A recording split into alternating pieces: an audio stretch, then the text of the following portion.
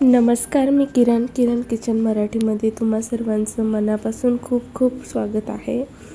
तर आज आपण बनवणार आहोत वडापाव, जो एकदा चाखला आहे की बाहेरचा विसराल. झणझणीत लसूण चटणी, कुरकुरीत वडा आणि मऊसूत भाजी, सगळी मजा एकत्रच.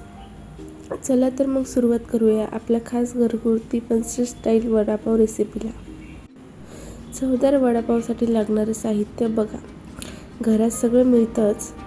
बटाट्याच्या भाजीसाठी 7 ते 8 उकडलेले बटाटे, आलं लसूण पेस्ट, हिरव्या मिरच्या, हळद, मीठ, थोडं हिंग, कढीपत्ता आणि थोडीशी कोथिंबीर. बेसन पीठ तयार करण्यासाठी 2 कप बेसन, थोडंसं मीठ, गरजेनुसार पाणी आणि एक सिक्रेट, ते म्हणजे तांदळाचं पीठ. तांदळाच्या पिठामुळे वडापाव चांगला क्रिस्पी होतो. इतर साहित्य: पाव, लसूण चटणी, तळलेली मिरची आणि चहा असेल तर अजूनच भारी. तर चला सुरुवात करूया. इथे मी 7 ते 8 बटाटे स्वच्छ धुवून कुकरमध्ये टाकले. त्यामध्ये आवश्यकतेनुसार पाणी टाकून 3 ते 4 शिट्टी काढून घ्यायची आहे. तोपर्यंत इथे मी बेसन पीठ तयार करते. लहान पण महत्त्वाच्या टिप्स म्हणजे बेसन पीठ. एका बाउलमध्ये अर्धा चम्मच तांदळाचं पीठ, 2 कप बेसन, गरजेनुसार मीठ व्यवस्थित मिक्स करून घ्यायचं आहे आणि थोडं पाणी घालून पीठ भिजवून घ्या. पाणी एकदम न घालता हळूहळू घालायचं आहे. आणि खूप घट्टसर असं पीठ नको आणि खूप पातळही नको. थोडंसं मीडियम साईजचं पीठ मळून घ्यायचं आहे. याचं सगळ्यात महत्त्वाची स्टेप्स तर हीच आहे. यामुळे काय होतं, वड्याला छान कोटिंग वगैरे येते. आणि यामध्ये सगळ्यात महत्त्वाचं म्हणजे तांदळाचं पीठ घातल्यामुळे याला खूप छान असा क्रिस्पनेस येऊन जातो. आवश्यकतेनुसार तुम्ही तेलही वापरू शकता. आता थोडासा खाण्याचा सोडा घालून मी इथे 5 ते 10 मिनिट झाकून ठेवते. आता तर सगळी जादू सुरू होते, ती म्हणजे बटाट्याची भाजी. तर इथे मी 7 ते 8 हिरवी मिरची घेतली आहे, अद्रकचा तुकडा, 7 ते 8 लसूण पाकळ्या, जिरं, थोडीशी कोथिंबीर घेतली आहे. छान असं मिक्सरमधून वाटून घ्यायची आहे. इथे बघू शकता मी पाणी न घालता हे असं व्यवस्थित वाटून घेतलं आहे.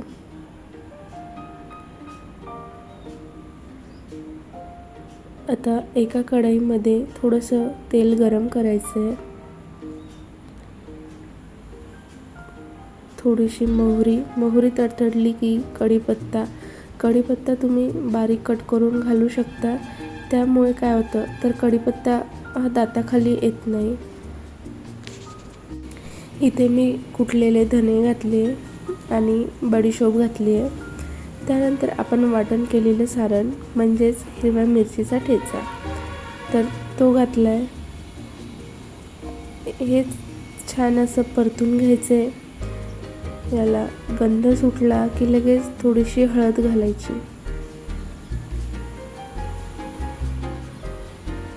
हळद घातल्यानंतर परत 1 ते 2 मिनिटे छान असं परतून घ्यायचं आहे. आणि आता उकडलेले बटाटे मग ते किसून घाला किंवा त्याचे छोटे छोटे चॉप करून घालू शकता. बटाटे टाकल्यानंतर छान असं मिक्स करायचे.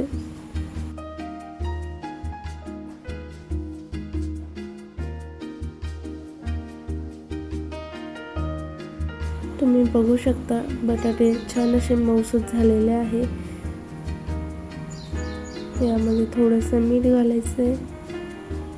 परत 1 ते 2 मिनिटं हे परतून घ्यायचं.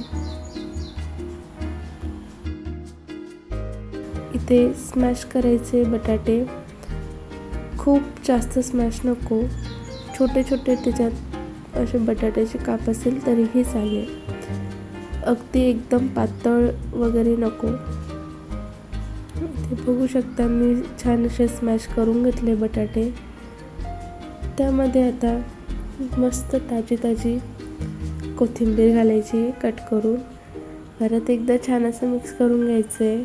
आणि हवं असल्यास तुम्ही थोडासा लिंबाचा रसही घालू शकता.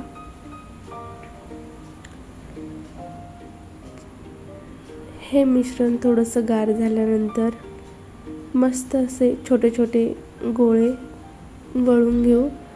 जास्त मोठेही नको आणि जास्त छोटेही नको, मीडियम साईजचे असे वळून घ्यायचे गोळे. आता येतो सगळ्यात मजेशीर भाग, तो म्हणजे वडे तळणे. आता एका कढईमध्ये तेल तापत ठेवू.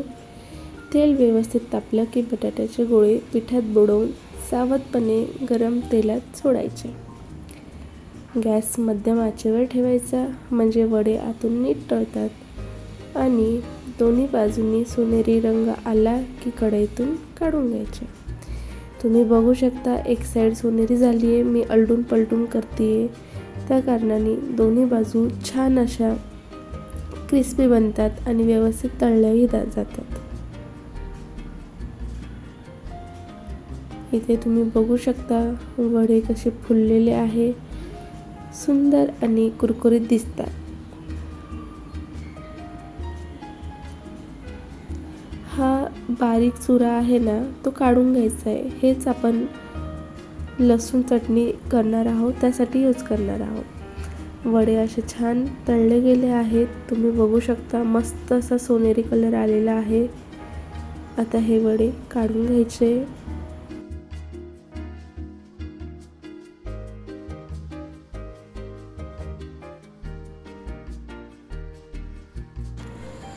बाकीचे वडेही तुम्ही याचप्रमाणे तळू शकता.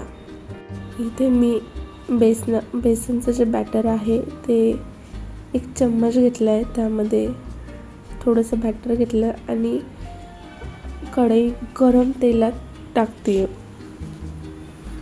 आधी तेलाचं कडकडून घ्यायचे आणि गॅसची फ्लेम लो न करता फुल गॅसवरतीच तळून घ्यायचे. यालाही थोडासा सोनेरी कलर आल्यानंतर हे काढून घ्यायचं आहे.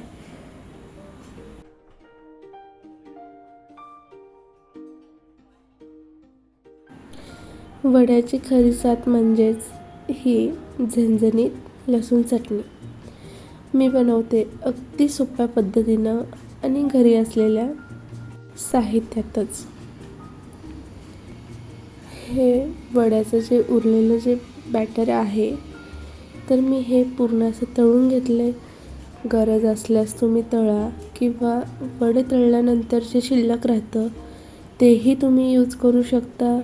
पण ते कमी असेल तर मग मी सांगितलेल्या या पद्धतीनं तुम्ही करू शकता. इथे बघा मी छान असा वड्याचा चुरा घेतलेला आहे. 7 ते 8 पूर्ण लसूण पाकळ्या बारीक कुटून नाही टाकायचे आहे, पाकळीसोबतच पूर्ण लसूण घेऊ शकता. हवा असल्यास तुम्ही थोडासा लसूण तळूनही घेऊ शकता. गरजेनुसार लाल तिखट टाका, मीठ आणि जिरं टाकून हे सगळं कोरडं वाटून घ्यायचं. यामध्ये कुठलंही पाणी नाही वापरायचं आहे. कोरडं असंच वाटण तयार करून घ्यायचं. चटणीचा सुगंधच वेगळा असतो. आता वड्याच्या जोडीला लागते ते आपली लाडकी म्हणजेच हिरवी चटणी. तर इथे मी 2 ते 3 हिरव्या मिरच्या घेतल्या, 7 ते 8 पुदिन्याचे पानं, थोडीशी कोथिंबीर, 1 इंच अद्रक, थोडीशी साखर, मीठ घालून त्यामध्ये थोडंसं पाणी घालून छान असं मिक्सरमधून हे वाटण फिरवून घेतले. तर तुम्ही बघू शकता इथे तयार झाली झणझणीत अशी पुदिना चटणी. आता या गरमागरम वड्यांना गर द्यायचे. कशामध्ये? तर पावामध्ये. पाव असा कापून घ्यायचा आहे. त्यामध्ये एका बाजूला हिरवी चटणी लावायची आहे. मग वड्याला प्रेमाने हिरव्या चटणीच्या वरती ठेवा. एका वरच्या बाजूला तुम्ही लाल चटणी टाकू शकता. एका बाजूला तळलेली हिरवी मिरची ठेवा आणि हा झाला तुमचा परफेक्ट असा मुंबई स्टाईल वडापाव तयार. याच पद्धतीने तुम्ही असे अनेक वडापाव तयार करू शकता. आता काही झक्कास टिप्स देते. बटाटे थोडे गरम असतानाच कुस्करावे म्हणजे छान असे मऊसूद होतात. बेसन पीठ फेटाळून झाल्यावर 5 मिनिटं झाकून ठेवा आणि तळताना गॅस मिडियम ठेवा. यामुळे वडे एकसारखे तळतात. तर मंडळी बघा ना, साध्या गोष्टीतून किती भारी वडापाव तयार झाला. हा व्हिडिओ तुम्हाला आवडला असेल तर लाईक आणि शेअर करा आणि किरण's किचन मराठीला सबस्क्राईब करायला अजिबात विसरू नका. कमेंट्समध्ये नक्की सांगा तुम्ही वडापावात काय स्पेशल करता. पुन्हा भेटूया अशाच टेस्टी आणि स्वच्छ रेसिपी घेऊन. तोपर्यंत खा, प्या आणि हसत राहा.